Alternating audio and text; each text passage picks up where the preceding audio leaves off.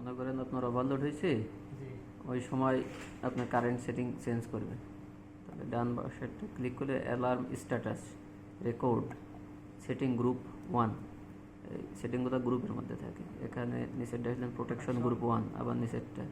এরপরে phase over current group 1, এখানে আসলাম ট্রিপলেস, এই যে থ্রেশ হোল্ড, এই যে মনে করেন আমি 0.82 আছে 80 করবো, আর 80 করলাম। এরপরে ওকে দিলাম।